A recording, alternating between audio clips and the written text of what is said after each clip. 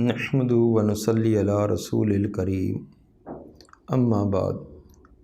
صحیح البخاری کتاب الصلاۃ باب نمبر 18 باب الصلاۃ فی السطوح والمنبر والخشب، باب ہے نماز سطوح چھت پر نماز ادا کرنا، منبر پر یا لکڑی وغیرہ کے تختے وغیرہ پر نماز ادا کرنا۔ فرضیت صلاۃ کے بعد امام بخاری شرائط صلاۃ بیان کر رہے تھے۔ پہلے نماز کی فرضیت بیان کی، اس کے بعد نماز کی شرائط۔ شرائط میں سے پہلے ستر عورہ کہ نماز کے اندر جسم کا کتنا حصہ ڈھانپنا لازمی اور ضروری ہے، اس کا تذکرہ کیا تھا۔ اب نماز کی ایک دوسری شرط کا تذکرہ کرنا چاہتے ہیں، وہ ہے کہ محل صلاۃ کی طہارت، کہ جس جگہ نماز ادا کرنی ہے وہ جگہ پاک ہو۔ تو امام بخاری رحمہ اللہ نے کا یہ نظریہ ہے کہ نمازی آدمی جس جگہ کھڑا ہو کر نماز پڑھے اور جہاں سجدہ کرے اتنی جگہ کا پاک ہونا یہ شرط ہے۔ نمازی کے کھڑے ہونے اور سجدہ کرنے والی جگہ یہ اس کا پاک ہونا لازمی ہے۔ اس کے آگے پیچھے دائیں بائیں اگر نجاست ہو بھی تو نماز کے اندر حرج واقع نہیں ہوگا۔ دائیں بائیں آگے پیچھے کسی جگہ بھی کوئی نجاست ہے تو اس میں نماز میں خلل نہیں، بشرط یہ کہ نمازی جہاں کھڑا ہے اور جہاں اس نے سجدہ کرنا ہے یہ اتنی جگہ جو وہ پاک اور صاف ہو۔ اسی طرح نماز کے لیے جگہ اونچی ہے، نیچی ہے، کھردری ہے، ہموار ہے، یا اسی طرح نماز زمین کی جن سے زمین کے اوپر براہ راست مٹی وغیرہ پر نماز پڑھے، یا کوئی اس کے اوپر چیز رکھ دی جائے، لکڑی کا تختہ ہے، کوئی اور مکان کی چھت ہے اور پل ہے، کوئی چیز بھی اس طرح کی ہے تو اس کے اوپر نماز کا پڑھنا بھی جائز ہے۔ اس لیے باب قائم کیا، باب الصلاۃ فی السطوح والمنبر والخشب، باب ہے کہ نماز پڑھنا چھتوں پر۔ چھت جب وہ زمین سے کافی اونچی ہوتی ہے، ان کا لوگوں کا رد کرنا چاہتے ہیں جو کہتے ہیں کہ زمین کے اوپر کھڑا ہونا، زمین پر سجدہ کرنا لازم ہے۔ امام بخاری فرماتے ہیں یہ شرط نہیں ہے۔ چھت یہ سطح زمین سے اونچی ہوتی ہے۔ منبر لکڑی وغیرہ کے منبر بنا ہے، منبر اونچا ہوگا، زمین سے 2-3 فٹ کی اونچائی پر ہوگا، اس کے اوپر بھی نماز پڑھی جا سکتی ہے۔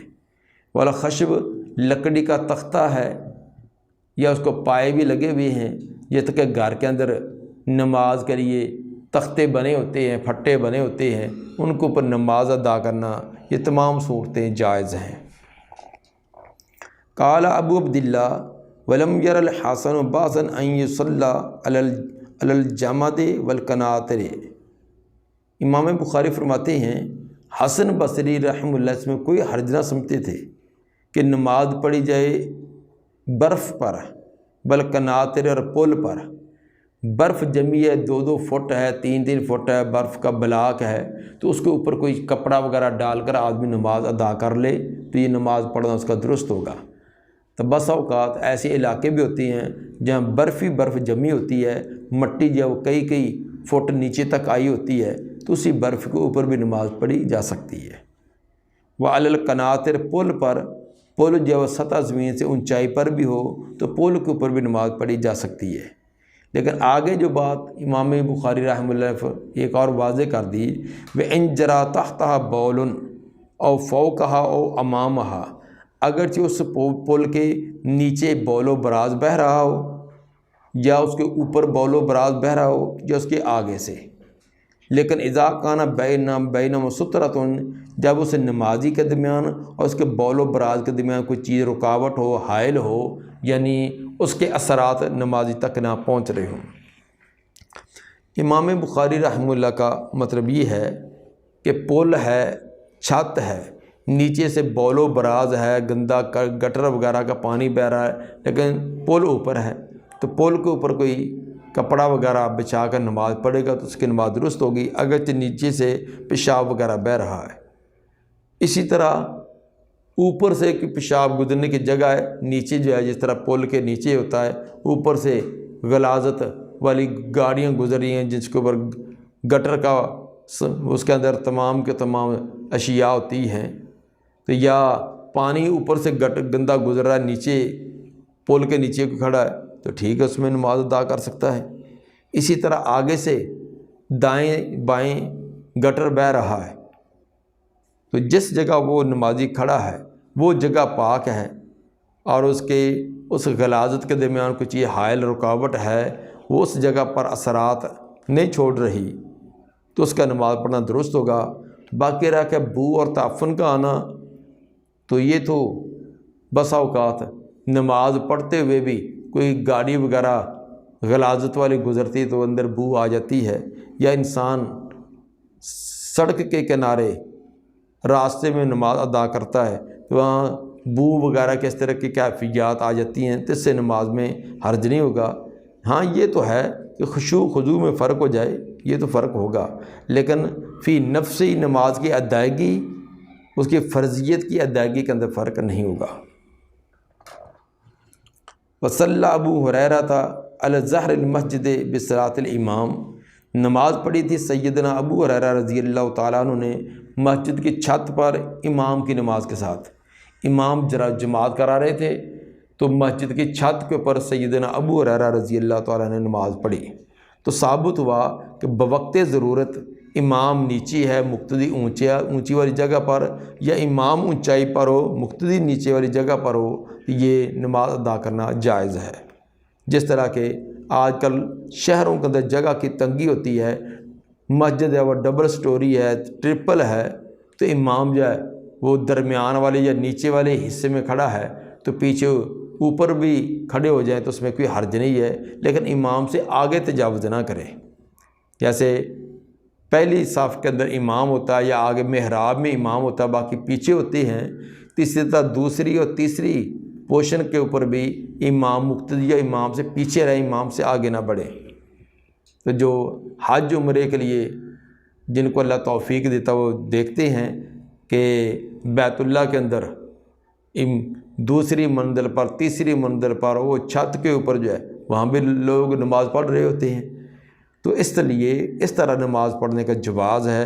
اس کے لیے کوئی ہاں البتہ اگر کوئی عذر نہیں ہے پھر امام اور مقتدیوں کو برابر ہی کھڑا ہونا چاہیے، لیکن اگر کوئی عذر ہے تو امام اونچی جگہ پر یا امام نیچی جگہ پر اور مقتدی بھی اونچی یا نیچی جگہ پر کھڑے ہو سکتے ہیں۔ وصلی ابن عمر علی الثلج، اور عبداللہ بن عمر رضی اللہ عنہما نے نماز پڑھی تھی برف پر، برف کا تودہ تھا، برف کا ٹکڑا تھا بڑا، اس کے اوپر انہوں نے نماز پڑھی۔ یہ تو لازمی ہے کہ برف کے اوپر براہ راست تو نماز پڑھنا مشکل ہوگا، اس کے اوپر کوئی چیز کپڑا وغیرہ کوئی بچھایا ہوگا، تو بہرحال زمین مٹی کے اور آدمی کی سجدہ وغیرہ کی جگہ کے درمیان کسی چیز کا کوئی فاصلہ آ جائے تو نماز پڑھنا درست ہوگا۔ حدیث نمبر 377، قال حدثنا علی بن عبداللہ قال حدثنا سفیان قال حدثنا ابو حازم قال سألوا سہل بن سعد من ای شیء المنبر، حضرت سہل بن سعد رضی اللہ تعالیٰ عنہ سے سوال کیا گیا کہ یہ مسجد نبوی کے اندر جو لکڑی کا منبر ہے یہ کس لکڑی سے بنا ہے؟ بس اوقات بیٹھے بیٹھے بحث ہو گئی، اور خصوصاً صحابہ کرام تو جن چیزوں کا نبی کی ذات کے ساتھ کوئی تعلق قائم ہو گیا تھا اس کی بڑی گہرائیوں میں جاتے کہ یہ کس لکڑی کا تھا، کہ کس نے بنایا، یہ تمام بات شروع ہوگی۔ تو سہل بن سعد پوچھنے لگے کہ من ای شیء المنبر، ممبر کس شے کا ہے، کس لکڑی کا ہے؟ فقال ما بقی بالناس عالم منی، تو حضرت سہل رضی اللہ تعالیٰ سے جب سوال کیا گیا تو انہوں نے کہا کہ لوگوں میں سے کوئی بھی مجھ سے زیادہ جاننے والا اس مسئلے کو کوئی نہیں ہے، کیونکہ یہ تمام منظر میرے سامنے ہوا ہے، یہ کس نے بنایا، کب بنایا، کس لکڑی کا بنایا، یہ میرے سامنے ہے۔ تو باقی جن کو علم تھا وہ تمام چل بسے ہیں، بس میں ہی ان لوگوں میں سے موجود ہوں جس کو اس کی اصل حقیقت کا علم ہے۔ فقال ما باقی بالناس عالم منی، نہیں باقی رہے لوگوں میں سے جو مجھ سے زیادہ اس کو جانتے ہوں۔ وہ من اصل الغابہ، وہ جنگل کے جاؤ کا جو درخت تھا اس سے تھا۔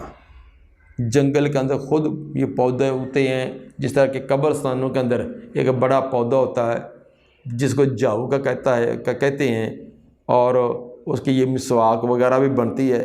ہمارے ہاں اس کو وان کا درخت کہتے ہیں پنجابی کے اندر۔ تو اس کے لکڑی جب وہ پرانی ہو جاتی ہے تو کافی مضبوط ہوتی ہے، اس لکڑی کا بنا ہوا۔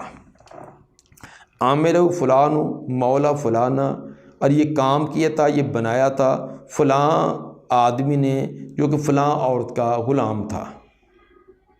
فلاں سے مراد اس غلام جو کارپینٹر تھا، لکڑی کا کام جانتا تھا، تو اس کا نام میمون بیان کیا جاتا ہے۔ میمون نامی آدمی تھا، اور ایک انصاری عورت کا وہ غلام تھا۔ تو اس انصاریہ عورت نے اس کو حکم دیا تھا کہ آپ کی ایسی چیز بنائیں جس کے اوپر کھڑے ہو کر نبی صلی اللہ علیہ وسلم بیان کر سکیں، اور آپ کی آواز بھی دور تک جائے اور دور تک کے لوگ آپ کو دیکھ بھی سکیں۔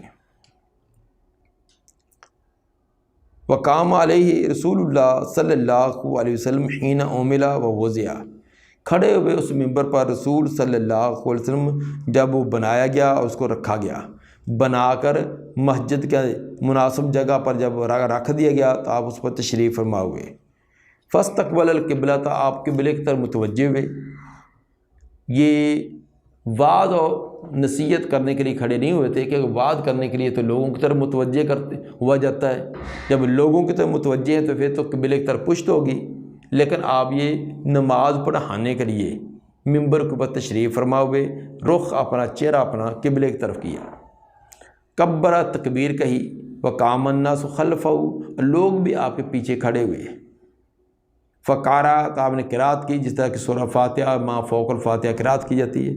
ورکع الناس خلفہ، اس کے بعد آپ نے رکوع کیا تو لوگوں نے بھی آپ کے پیچھے رکوع کیا۔ ثم رفع راسہ، پھر آپ نے رکوع سے سر اٹھایا، قوموں میں گئے۔ ثم رجع القہقرہ، پھر آپ الٹے پاؤں پیچھے ہٹے۔ فسجد علی الارض، زمین پر سجدہ کیا، کیونکہ ممبر کے اوپر قیام اور رکوع تو ہو سکتا تھا، قیام بھی رکوع بھی قومہ بھی، لیکن سجدہ ممبر کے اوپر نہیں ہو سکتا تھا، جگہ تنگ تھی۔ تو آپ اسی طرح رخ قبلے کی طرف رہنے دیا، اور ریورس پچھلے پاؤں آپ نیچے اتر آئے، یعنی تیسری سیڑھی سے دوسری پر، دوسری سے پہلی پر، پھر زمین پر آ کر آپ نے سجدے کیے۔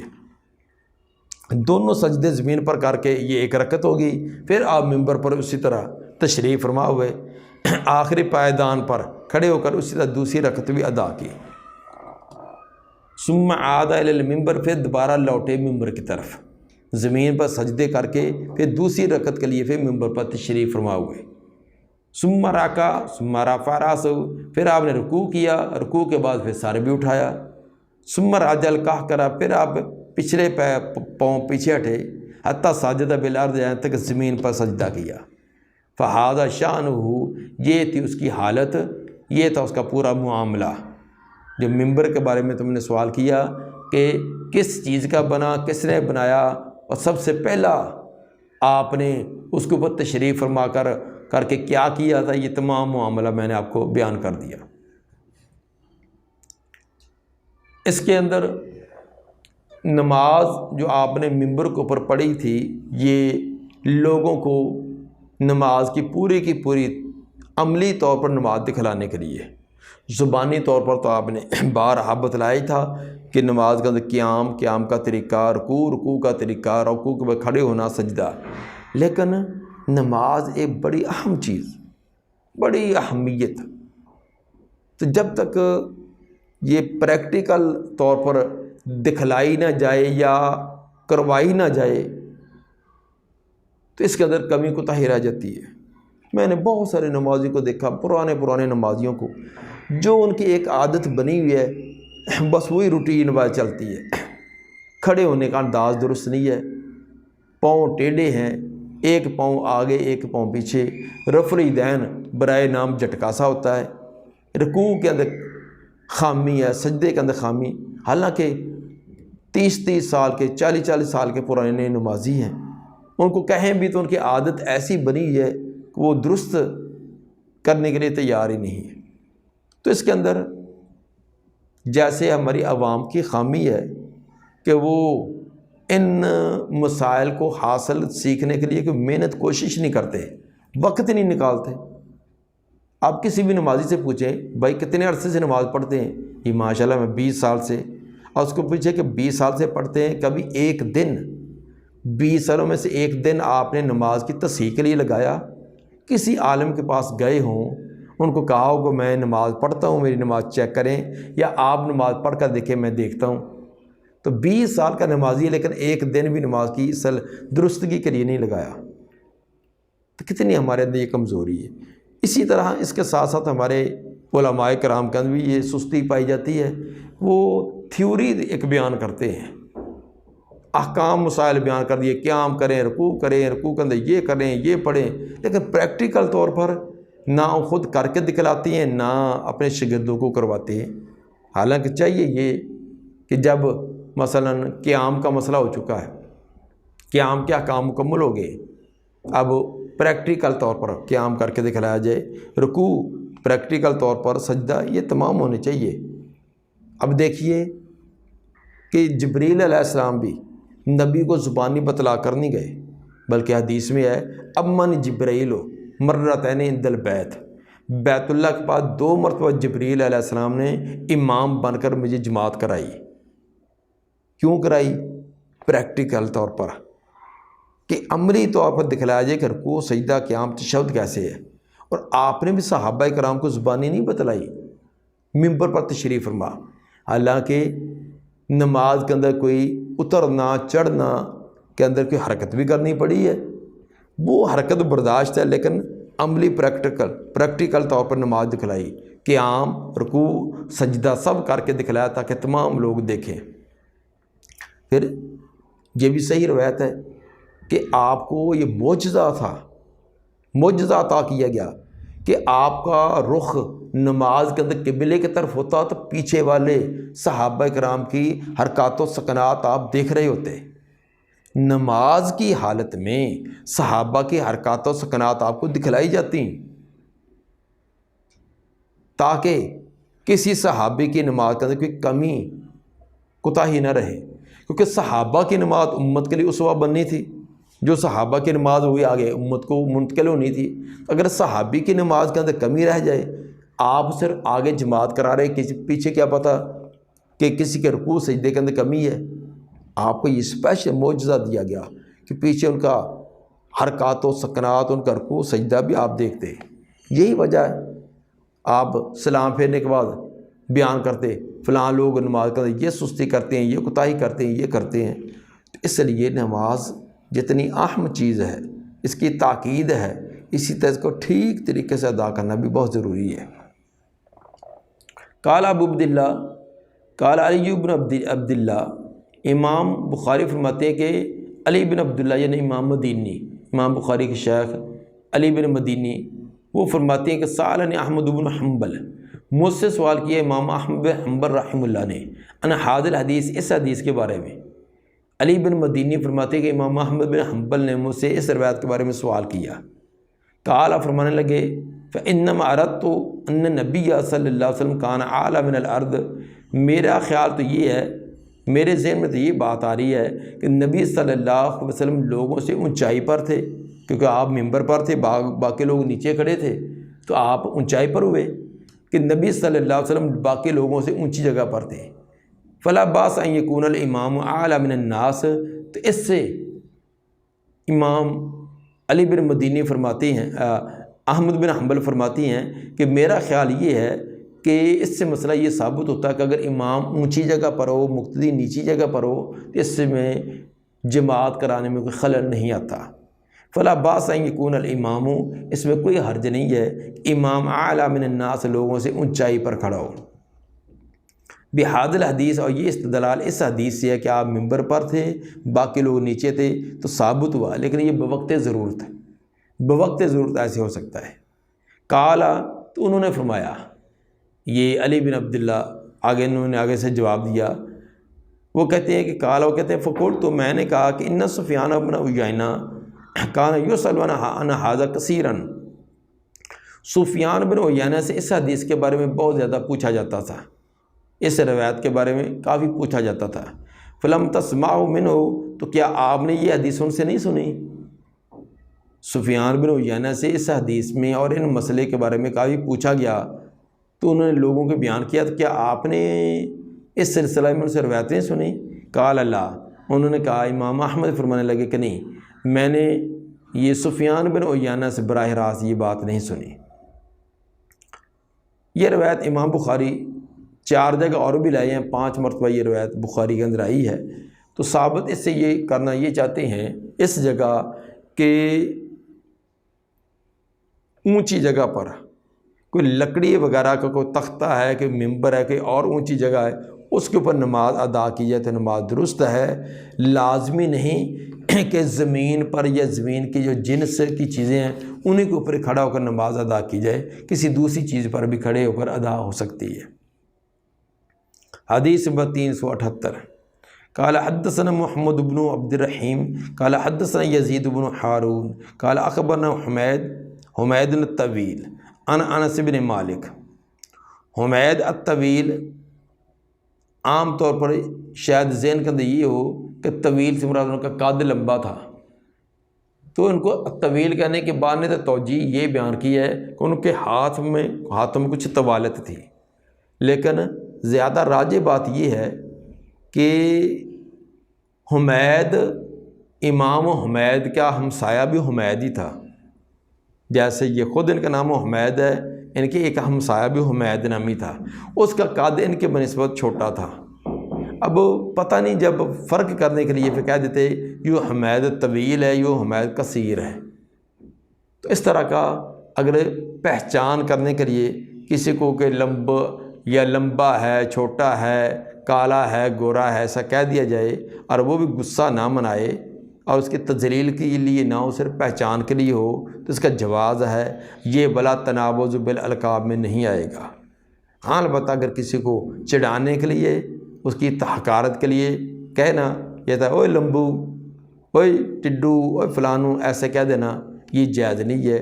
قرآن نے اس سے منع کیا کہ دوسرے کے نام مت بگاڑا کرو، لیکن پہچان کے لیے اور آگے والے کی تذلیل نہ ہو اور وہ بھی اس میں غصہ محسوس نہ کرے تو تب جواز ہے۔ جس طرح کے بعض کے اس طرح کے نام چھوٹے ہوتے سے ہو جاتے ہیں تو بڑے ہونے تک وہ نام عام معروف ہو جاتے ہیں، ایک پہچان ہی بن جاتی ہے، تو اس کے طور پر یہ استعمال ہو سکتے ہیں۔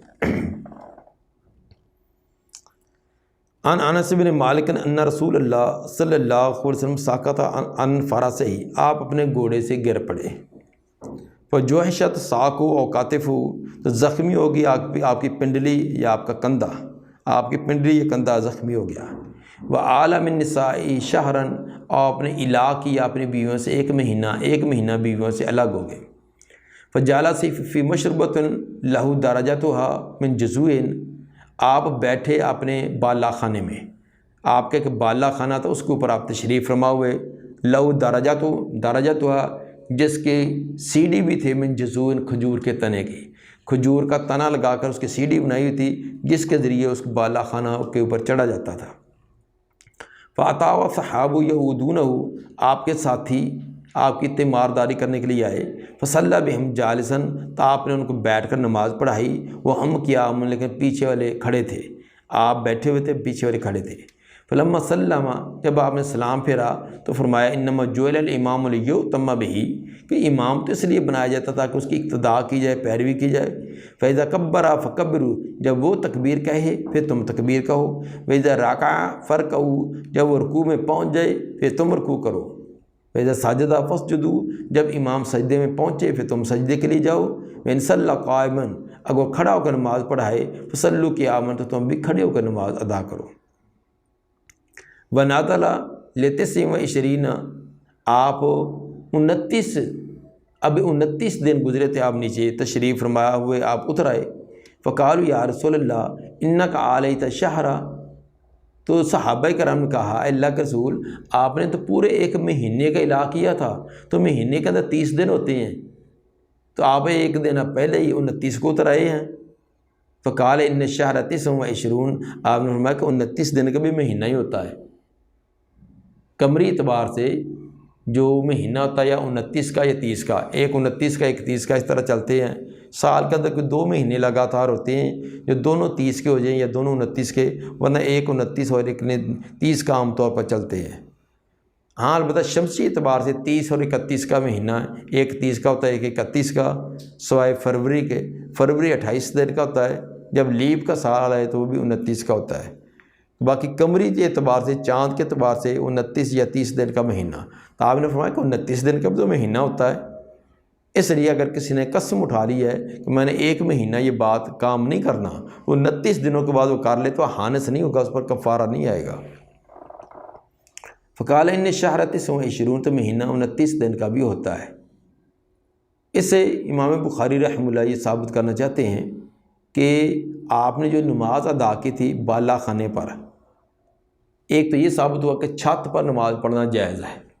دوسرا، وہ جو آپ کے مکان کی چھت تھی وہ لکڑیوں کی تھی، آج کی طرح کوئی لینٹر وغیرہ تو نہیں تھا، لکڑی کی تھی۔ تو ثابت ہوا کہ زمین سے اوپر کوئی لکڑی وغیرہ ہے اور درمیان کے اندر خلا بھی آ جائے تو اس پر نماز پڑھنا درست ہے، اس میں کوئی حرج نہیں ہے۔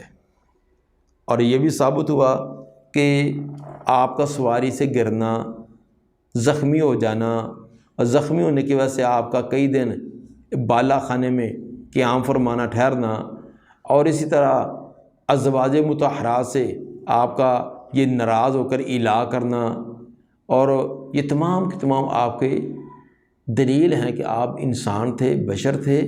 باقی شان مرتبہ مقام اس کا تو کیا ہی، وہ تو کوئی زبان بیان ہی نہیں کر سکتی کہ شان مرتبہ مقام آپ کو کیا دیا تھا، لیکن آپ جنس کے اعتبار سے بشر تھے، یہ کوئی آپ اور مخلوق نہ تھے۔ اسی طرح یہ بھی ثابت ہو گیا کہ آپ کو مختار کل نہیں تھے، جس طرح کہ بعض لوگ یہ افراط و تفرید کر کے عقائد کے اندر یہ اس طرح کے عقیدے بنا لیتے ہیں کہ آپ کو خدائی اختیارات دے دیے کہ ماں کانا و ما یکون کا علم بھی اور ہر طرح کے اختیارات بھی۔ تو اگر آپ خود مختار ہوتے تو سواری سے گرتے، زخمی ہوتے، صاف ظاہر کہ آپ ایک مہینہ تک درد کی وجہ سے رہے ہیں۔ یہ تمام معاملات ہوئے ہیں۔ باقی یہ 2 واقعے ہیں آپ کا یہ بالا خانے میں رہنے، ایک زخمی ہوئے تھے جب گرے ہیں اس وقت، ایک مرتبہ بیویوں سے الا۔ حافظ بن حجر رحمہ اللہ فرماتے ہیں کہ دونوں واقعے 9 ہجری کے ہیں اور دونوں آپ مرتبہ آپ بالا خانے کے اوپر ٹھہرے ہیں، جبکہ امام ابن حبان فرماتے ہیں کہ یہ دونوں 9 ہجری کے واقعے نہیں، یہ الگ الگ ہیں۔ گھوڑے سے گرنے کا واقعہ یہ 5 ہجری کا ہے، تو اور الا والا واقعہ جب بیویوں سے آپ نے ناراض ہو کر الا کیا تھا 1 مہینے کا، یہ 9 ہجری کا ہے۔ گھوڑے سے گرنے کا 5 ہجری کا اور الا کا 9 ہجری کا۔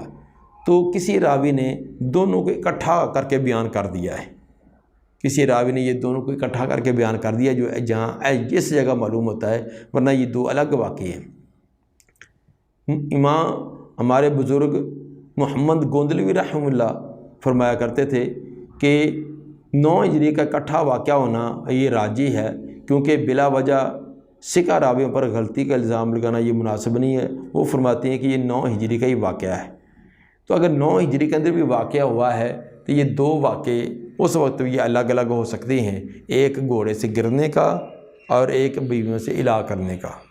دعا ہے کہ اللہ تعالیٰ نبی صلی اللہ علیہ وسلم کے فرامین کو سمجھ کر ان پر عمل کرنے کی توفیق عطا فرمائے۔ سبحان ربک رب العزت عما یصفون وسلام علی المرسلین والحمد للہ رب العالمین۔